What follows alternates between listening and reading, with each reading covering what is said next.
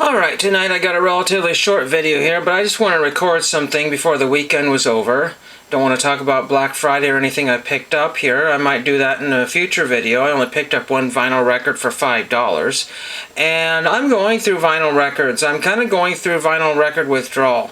But for me to want to purchase more vinyl records, I basically say, okay, this is my rules. I'm going to get rid of a whole bunch of them. You know, I can make some crazy rules saying, I got to get rid of 50 before I buy any more. And I've got about 10 different ones that are kind of on my wish list here. I was kind of looking up, different things from previous record store day / Black Fridays. Record store day was last Friday, so I didn't really worry about that one at all. Nothing I needed, nothing I wanted.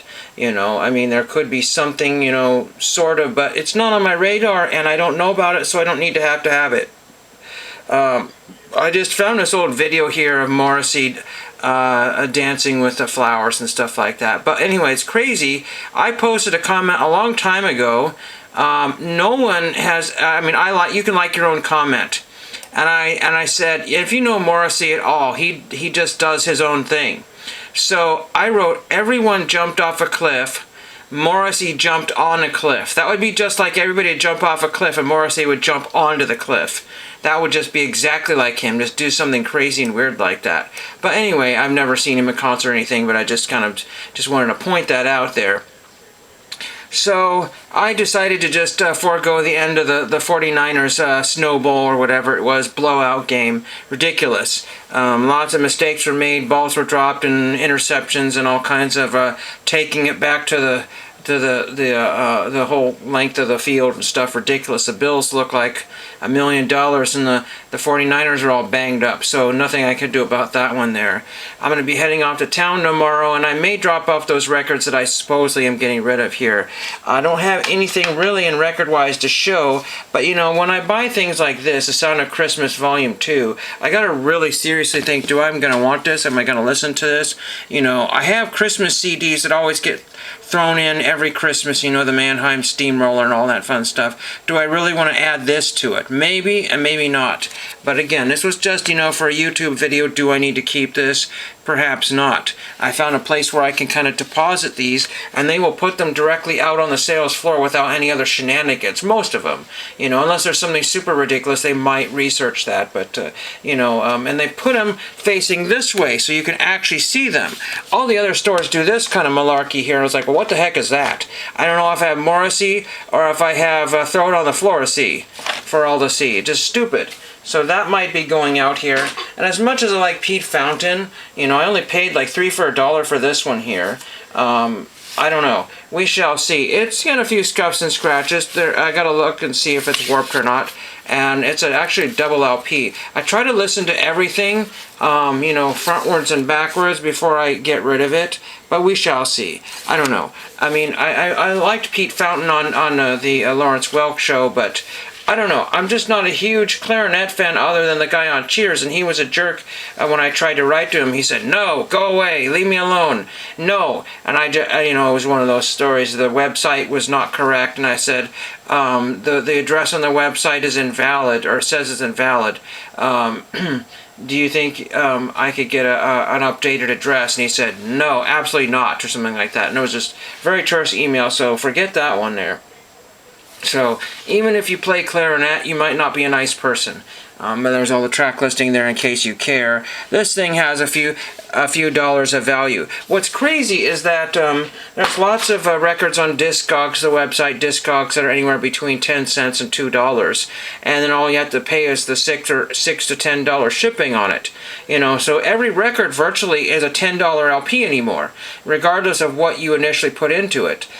So what am I to do? I got to replace this thing. But am I going to replace Pete Fountain? Probably not. Again, I just bought that for video purposes, just to show people what I got. And that's unfortunately what I see a lot of people on YouTube doing these days. Buying stuff for video purposes is really frustrating, because do they really want it? Yes and no. Some people have it proudly displayed, whatever items in the backdrops of their videos, and that makes sense, because that gets constantly looked at and used. Like these license plates up here. I sometimes show these in the videos here, the New York ones, Texas, WGBH, Hawaii, and Alabama. The band. and of course the CBS, you've seen this before, but CBS is using this room. It is not vacant. I'm so happy I found that cool frame to put that in. I was just so tickled to death to get that weird frame, and that's one of my favorite things that I own. Very, very cool. That was probably used for WKRP in Cincinnati, if I'm not mistaken, but anyway, who knows? All I know is high bidder on that one, and I was absolutely shocked. I thought that would go for triple of what I put into that, and no, it didn't. So very fun stuff there.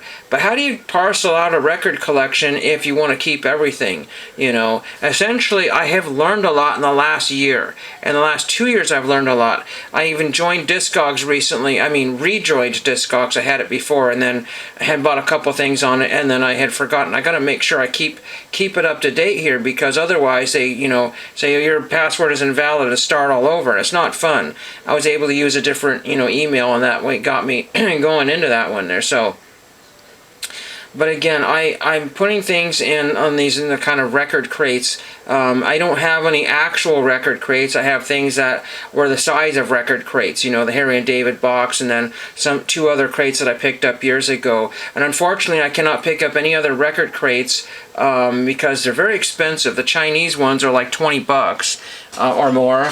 And then there are some that I can get at the Goodwill bins, but now they're by weight unless they have them in the separately priced bins. But anything is not priced, and so it's $2.79 a pound. So if I have a 4-pound or 5-pound record crate, that's 5 pounds times $2.79. So that's, you know, what, $14. It might not be a bad deal, but it seems like ridiculous for the throwaway store. There's always some reason somebody's donated it. Every box that you come across, whether it's the, you know, the banker's boxes, any of that stuff, they don't fit the records by that much. It's almost like it's done on purpose, so you have to go and spend money on an actual box of some kind from some other manufacturer. It goes back to the days where people were stealing the milk crates, and because they fit the records absolutely perfectly. And I don't have any of those particular milk crates. It would be nice to have those, but they are so hard to find.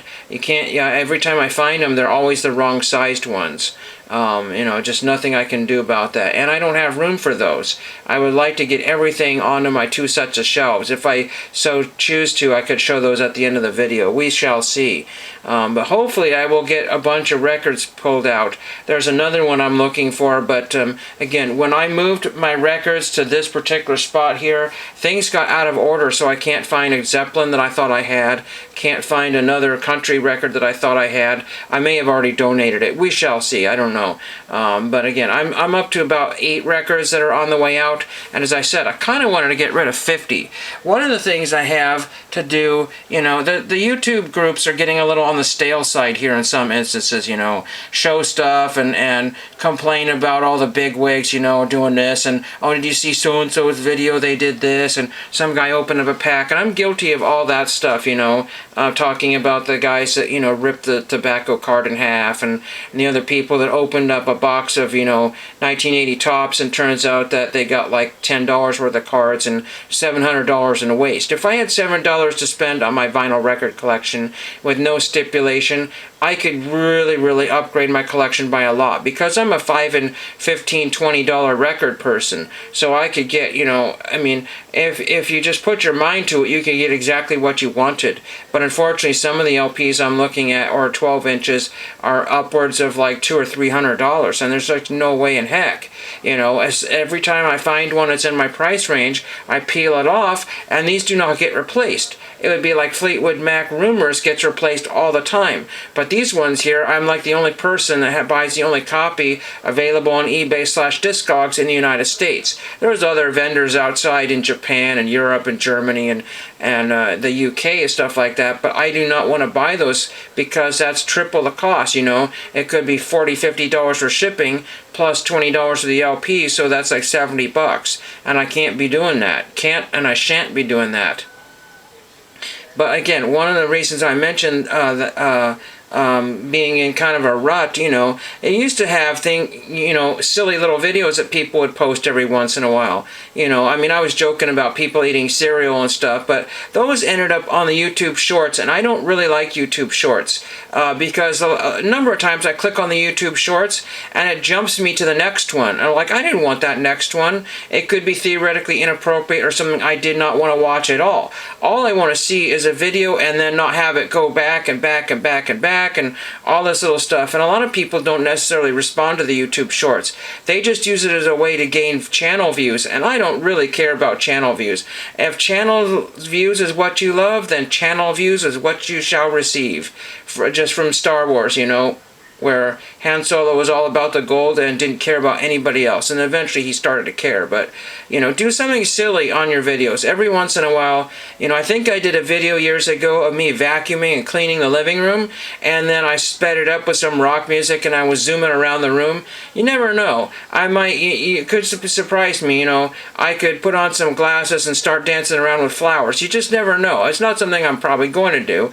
But it just, like I don't want to, hey, Mercy, dance with flowers. I'm sure people would love to see that, but I don't have the exact hairstyle or any of that kind of fun stuff. Maybe I need like a floppy shirt and a huge, necklace or something like that, and then I'll take care of it. I have no idea. I'm just thinking out loud, show you a few things here. Again, a bit on the silly side. I don't know what this is, but somebody got presented a trophy at some sort of tennis tournament here. Found that picture a while back ago. Do not know, not have any clue. And again, I'm going out tomorrow to get some stuff done. Hopefully I will get those records dropped off to that particular thrift store.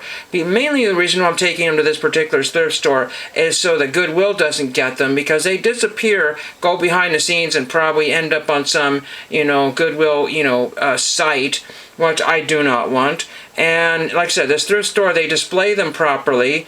Also, they don't go to the other thrift store that will recycle them and throw them back on the shelves, and I'll get stuck looking at them. And I was like, oh crud, I'm buying my old records again. I don't want to buy my old records. But this is a place that a lot of my friends like to frequent, and if they see something like, Iron Butterfly, it's got the wrong cover, but it's got a really clean copy of In-A-Gadda-Da-Vida on the inside. But I already have 2 copies of that. I don't need a 3rd copy with the wrong cover. And the one with the right cover isn't worth very much. But there's going to be somebody that's wanting, a playable copy of that, regardless of the right cover or not. Somebody, believe it or not, will probably need that cover. So they will buy that for $1.50, and they will be happy. They'll be happy to get that, and they'll move on. So I will be happy to present that to somebody else. Same thing with these other records here. They're a little better in some cases than what has been donated. So it's just a nice little donation/upgrade. And then I can think about, once I get these kind of iffy ones parceled out, because I was originally going to do a shelf with like the dollar style albums, and I said, you know what?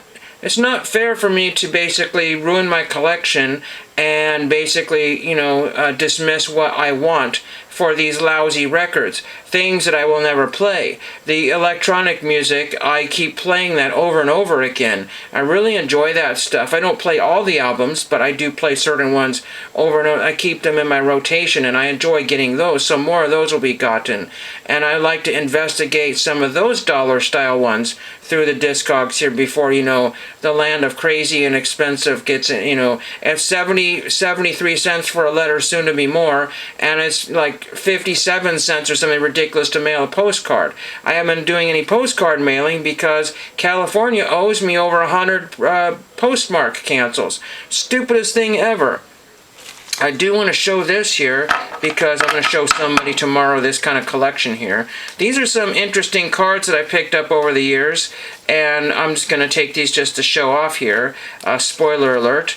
But if anybody watches my video here, this is a card of Fazo here, Shriner's Clown. I don't know what happened to him because I've written to him a couple of times, and once or twice, and he's not responded. So hopefully he's still good out there. What I wish that people that were off of YouTube would just take the time to just click, I guess if you don't have access to a computer, but, if somebody would just do like a quick little, not membership, but sign up very quickly, just so you can post comments. You don't need to do video content or anything, and some people, you know, don't like to do social media, so they do the old-fashioned letter. And Feza was one of those, so maybe he wouldn't, I don't know if he would do that or not. Some people are on Facebook and not YouTube. Then we got the old Mike O trading card that's been autographed there. That's when Topps used to do custom cards there, and from what I understand, they don't anymore, and I would like to have one. I need to figure out a way to get a custom card made, and of course, here's the Caleb one here. I don't have all of them. That's one of Caleb's older ones there. It did cost these YouTubers a fair bit to get them done, but it was super valuable. I've never seen any YouTubers' custom cards available on eBay. That would be the way to do it. You know, get your custom cards made and then sell them to your fans for $5 or $10 a piece. Then we got the Mangini. I don't know if it was done that way or if just the Mangini collection didn't fit. Don't know. And there's the back of the Mangini right there. And then YouTube Hall of Fame 2020. That was a long time ago. Just a really, really thrashed, beat up Battlestar Galactica. But that's one of my trophies I found at the Goodwill bins. I found that one, an E.T. card, and a messed up Indiana Jones card, which I may or may not have. And then this is Carter Alderete. That was given to me by, I can't remember which Alderete it was, but he never made it to the big leagues, and I just sent him a minor league card, and he sent me this. And I found the actual version on eBay, or sorry, eBay, it was eBay, and this is a Bowman card, and there's actually a difference. I don't remember if it was a sticker autograph or what the heck this was, but this is a variant, so I thought that was very cool, and that was gifted to me. And then, of course, this one here you've seen before. It's got a little dirt in the sleeve here, trying to get that out of there. I don't know how that dirt got in there, but this is the Michael J. Fox and Jennifer card there, sticker card from Panini. This has a little bit of value there. I don't know what I paid for that. It was like $1.50 or something, maybe even close to $1. And that was so cool to finally get that one. And this is Sir Ian Holm. I believe that's who that is. Sir Ian Holm as Bilbo. And I found that at the Goodwill bins for just a few cents. It was just craziness. I mean, that's $100+ autograph. Insane. From Lord of the Rings. Really neat stuff there. So I think I'll end the video at 17 minutes. Just kind of a random thing, but just let me know what you're trying to do with your YouTube channel. See what you want to do. I'm not a fan of shorts. I watch very few of them. I will watch Isaac's Hot Wheels shorts when I can. He's one of the few people that do the YouTube shorts. All this AI generated stuff, I wouldn't touch it with a 10-foot pole. That just floods up all the channel stuff. You might like it, but I have no need for that, and I ignore every one of those videos. So hope you enjoyed this, and thank you for watching.